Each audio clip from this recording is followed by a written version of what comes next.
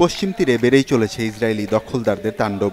সেই সাথে আল আকসা মসজিদ চত্বরে একের পর এক কর্মকাণ্ডে মুসলিমদের ধর্মীয় অনুভূতিতে আঘাত হানছে দখলদাররা। ইহুদি নববর্ষকে কেন্দ্র করে আল আকসা মসজিদ চত্বরে নাচ গান ও আনন্দ উদযাপন করেছে শত শত ইসরায়েলি। ফিলিস্তিনের সরকারি কর্মকর্তাদের বরাতে তথ্য নিশ্চিত করেছে আন্তর্জাতিক গণমাধ্যমগুলো। নাম প্রকাশে অনিচ্ছুক এক কর্মকর্তা জানান, 2 দফায় কয়েকশো বসতি স্থাপনকারী সশস্ত্র পুলিশ প্রহরায় আল আকসা মসজিদ চত্বরে প্রবেশ করে। পরে তাদের প্রার্থনা, নাচ গান আর হৈহুল্লোড় করতে দেখা যায়। ফিলিস্তিনের ইসলামী ওয়াকফ দপ্তর জানায়, সব মিলিয়ে 4 শতাধিক ইহুদি মসজিদ চত্বরে প্রবেশ করে। যদিও ইসলাম ধর্মে মসজিদের ভেতরে বা চত্বরে নাচ গান এবং আনন্দ উদযাপন নিষিদ্ধ। RICL TMX, যুগের পর যুগ স্থাপনা থাকে মজবুত।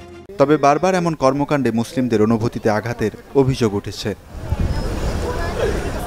পূর্ব জেরুজালেমে অবস্থিত আল আকসা মসজিদ মুসলিমদের কাছে তৃতীয় গুরুত্বপূর্ণ স্থান।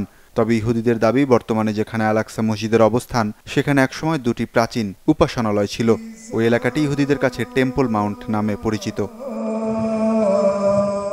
একসময় আল আকসা চত্বরে ইহুদি ধর্মাবলম্বীদের প্রবেশ নিষিদ্ধ ছিল। 2003 সালে প্রথমে নিষেধাজ্ঞা ভাঙে ইসরায়েলি বসতি স্থাপনকারীরা।